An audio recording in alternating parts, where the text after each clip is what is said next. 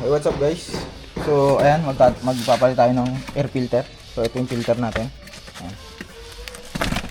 Pina-confirm ko to sa kasa na same lang. In-order ko to sa Lazada. Ayan, cabin filter.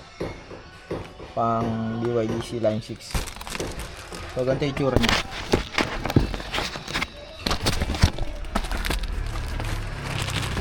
Ayan, ayan na.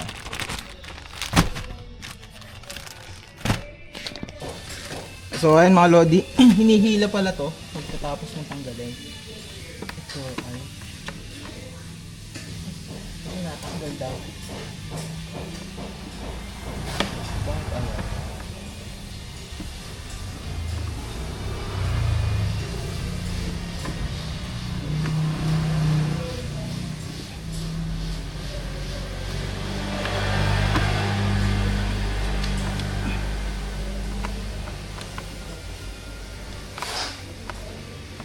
Ayun. Malagi. Nakuha na natin. So, meron siyang angle.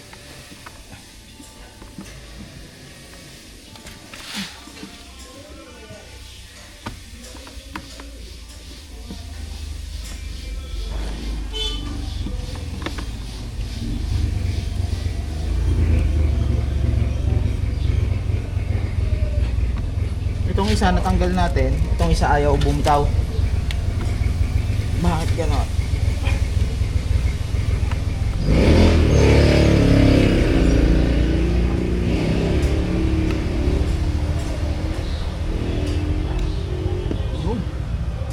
Yun. Ah, kaya pala ako nahirapan mga lodi. Ito palang upuan. Ba't di ko agad naisip yun? Kaya ako nahirapan. Ito nga pala yun. Yun. Kaya ako hirap. Tapos may latch. Tanggalin itong latch.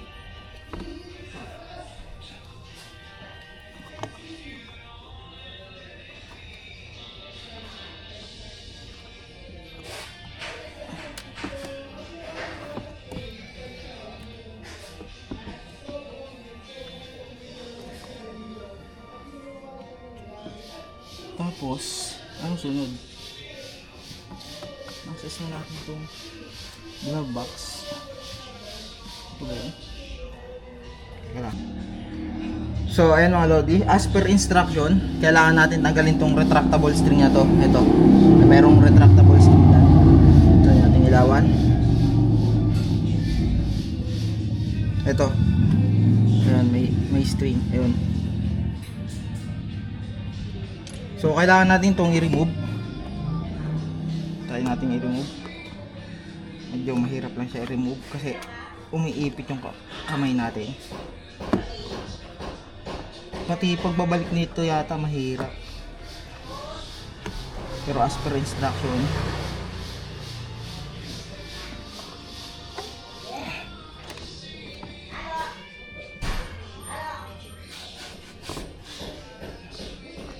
yan.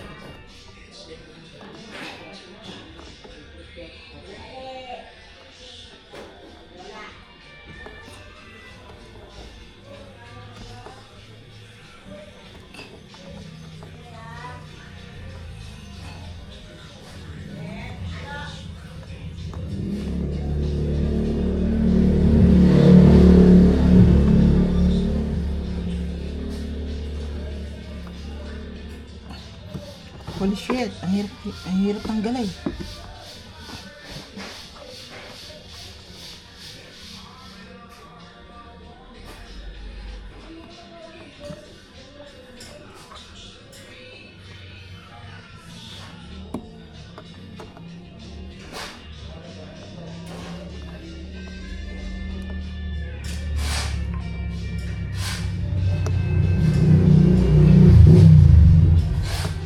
Yun! Ayun mga lodi, bumitaw na yung ating ano. So, tanggal natin yung laman. Ating glove box.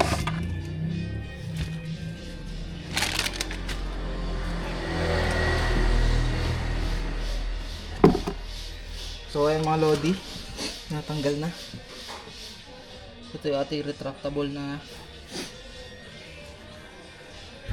So, So, ganito yung ating loob. Ayan. Ito yung tatanggal natin. Filter. Ayan, na-pop na natin yung ayan, yung takip.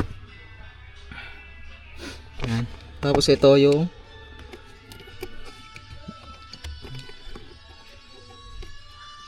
so BYD CN95.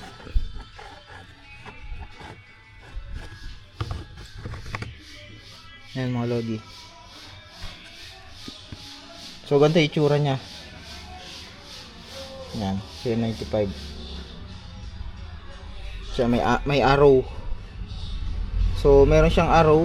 Oh, medyo malinis pa oh. May mga kung ano nung debris. Ayan. So itong ipapalit natin.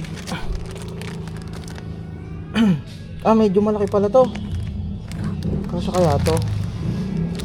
Hindi pala to pwede. Maliit pala to mga lodi. So hindi pala pareho yung filter ng Sea Lion 6 sa Seal 5. Ano, maliit. So yung ating binili ay mali. Sabi dun sa website compatible, pareho lang daw yung dalawa. So mali yung description ng website. Ayun sa Lazada. So ayan, papagpag na lang natin to mga lodi. Ayan. Tapos babalik natin. So ayun mga lodi, pinagpag lang natin to ng kaunti. Kasi hindi natin magagamit tong filter na to. Kasi masyadong malaki. Ayan. So pinagpag lang natin to ng bahagya para nabawasan yung mga nakaano sa loob. So ang position niya ay ito, paganan. Ganito. Yung air niya, intake, tingnan natin kung saan yung intake. Ito, dito galing sa hole, top. Papapasok.